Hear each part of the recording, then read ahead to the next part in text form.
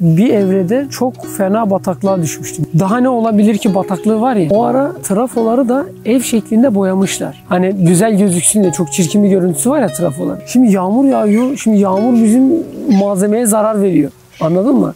Şimdi hemen yağmurun gelmediği bir alana geçip devam etmen lazım. Dedik lan bu eve girelim, kapısı da açık. Meğer trafoymuş. Kapıdan girdik Furkan. Ben arkadaşlar dedim ki bak dedim biz burada ölürüz, çıkalım. Dokunsam patlayacağız yani. Ondan sonra ben tam çıkarken bir anda o beyaz ışık dedikleri ışığı gördüm yani. Bir acı var. Sürekli her tarafım yanmış. İşte elektrik ayaktan giriyor işte. Kafada patlıyor. Şurada delik, şurada delik. Kafada 3-5 delik. 150 bin volt elektrik çarpmış bana.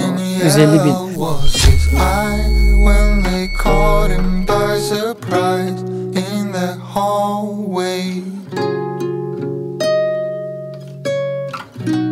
Go on, chase him down the street. Dirty clothes and clumsy feet. To the driveway. To the driveway. Mama knows out to... Hayallerimden önce sıkıntılı bir hayatım vardı. Ankara'da çok sıkıntılı bir semtte doğmuştum. Yani düşün, evimiz şurada, örnek veriyorum burada. Sağ tarafı Çin Çin, sol tarafı Yenidoğan. Yani sağa dönsen bir çukur, sola dönsen bir çukur. Ama orada yetiştiğimiz için biraz sıkıntılı hayatlarımız olmuştu.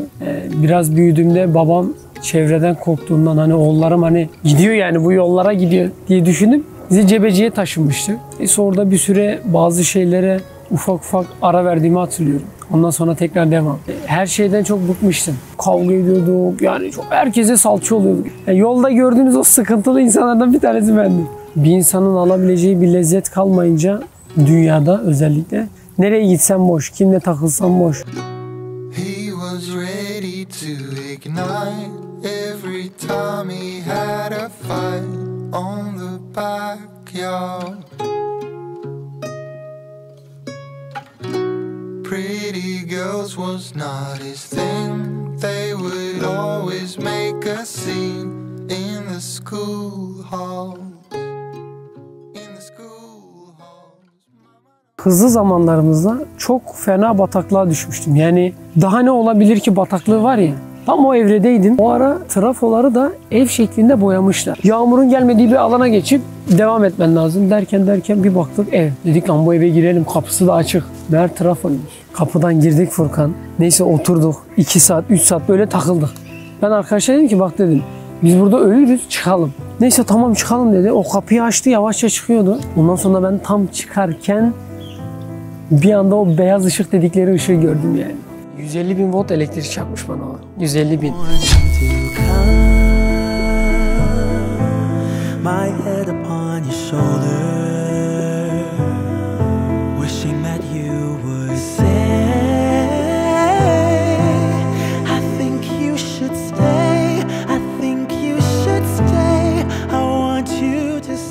Sonra gözlerimi açtığımda hastanenin ameliyathanesindeyim. Aradan 1-2 hafta geçmiş. Gözlerimi açtım, anlamaya çalışıyorum yani. Her yerim sarılmış böyle. Tek ağzım ve gözlerim yani yüzüme değmeye çalışıyorum, değemiyorum. Lan diyorum biz acaba çok mu kaçırdık? Hani farklı bir şey mi var yani bu içtiğimiz şeyin? Sürekli her tarafım yanmış. İşte elektrik ayaktan giriyor işte. Kafada patlıyor. Şurada delik, şurada delik. Kafada 3-5 delik. Vücudumdaki yanıkları da tedavi edebilmeleri için yanık bölgeyi kesmeleri lazım. Ve neşterle. Ve ayıksın ve acı hissediyorsun. Neyse şöyle tutuyordu Furkan. Car, car, car. Sana var ya bu acıyı anlatamam.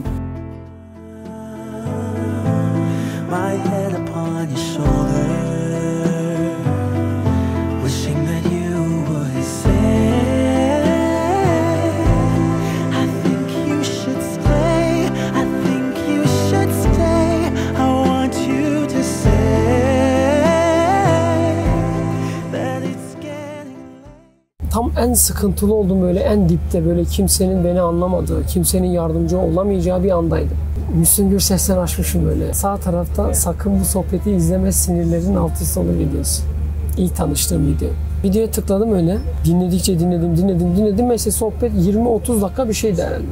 Sohbet bitti. Sonra dedim ki ben bu adamlarla görüşmem lazım. Bana hiçbir şey bu kadar etki etmemişti. Bir sohbet olsun, birinin anlattığı bir şey. Yani hepimiz Allah'ı tanıyoruz, biliyoruz ama bir dokunuşa ihtiyaç var mı? Evet var. Bu da o sohbet oldu. Facebook'a yazayım dedim, Mehmet abinin Facebook'una. Yazdım, anlık dönüt geldi. Şey demişti, kardeşim işte salı günü sohbetlerimiz devam etmiyor artık. Pazartesiye alındı. İstersen pazartesi sohbete gelir misin Mersin'de Pozcu'da diye. O günde pazar günü. Saat gece 1. Dedim ki ne yapayım, ne edeyim? Bir baktım Mersin'e saat 3'te bilet var. Hemen kapattım böyle bilgisayarı. Arkadaşların yanına gittim. Ev arkadaşlarım var, evde kalıyoruz üniversitede. Dedim ki ben gidiyorum. Oğlum nereye gidiyorsun? Deli misin? Şöyle böyle. Yok oğlum dedim, ben gideceğim, bu adamı göreceğim. Allah razı olsun diyeceğim, geri döneceğim. Çünkü çok rahatladım yani, düşün. Hayatım boyunca bulamadığım manevi bir huzur. Gidersin gitmezsin, ben bileti aldım. Bunlar böyle baka baka kaldılar. Ben çıktım evden. Neyse Furkan, sabah uyandım böyle. Otobüsteyim, saat 7. Lan diyorum ben niye gidiyorum Mersin'e, ne işim var, kafayı mı yedim? Dedim madem o kadar para verdik, hani para vermişim ya otobüse. Dedim bari gideyim göreyim hani. Tam buldum mekanı. Ondan sonra yukarı çıktım, beni Gökhan diye bir kardeş karşıladı. Neyse içeri girdim, Gökhan Allah razı olsun benimle muhabbet etti. O gün bayağı kişi beni yemeğe çıkarttı. 4-5 kere tantuni yedim yani. Allah Allah. Hiç de şey yapmadım, şimdi öğrenciyiz, ne gelirse yiyoruz yani. Tekrardan aileneme geldik. İşte Gökhan dedi ki İrfan abi var, işte böyle bir abimiz var. İstersen onunla bir tanış, görüş. Sana yardımcı olur. Neyse İrfan abiyle 2-3 saat muhabbet ettik. Ben dedim abi hayattan bıktım, artık düzelmek istiyorum, ne yapmam lazım, şöyle böyle. Yani dedim ki bana bir yol göster yani. Ben yapamadım. Dünyada bunu yakalayamadım. Outside there's a midnight rain. With the hardest of heart, I still feel full of pain.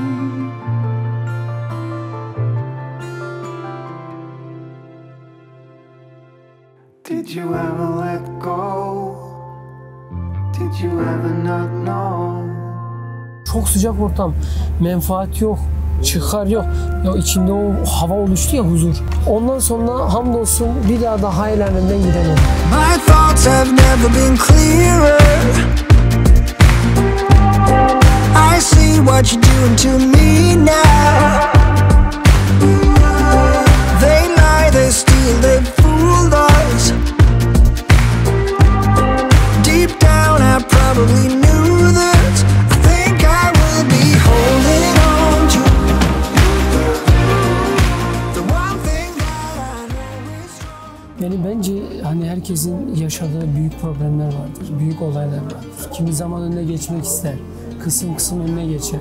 Ama her zaman bir şeyleri başaramayabilirsin. Bunu başarabileceğin bir yer var. Küçücük 5 gramlık bir domino taşı 50 kiloluk bir taşı devirebiliyor yani. Demek ki sadece adım atmak yeterli. Evde üzülüp ya işte ben yapamıyorum, edemiyorum değil yani. Gelmen lazım, çabalaman lazım, istemen lazım. Bugün Edison ampulü 2000. denemede buldu. 1999 kere denese idi. Bulabilecek mi? Bulamayacak. O yüzden adım atın sadece. Çabalamaya devam et. Eğer hayallerime gelmek istiyorsan çok düşünme. Plan kurma. Bekliyoruz. Biz denedik. Vallahi oldu. Hear the crickets, see the moon. Side by side and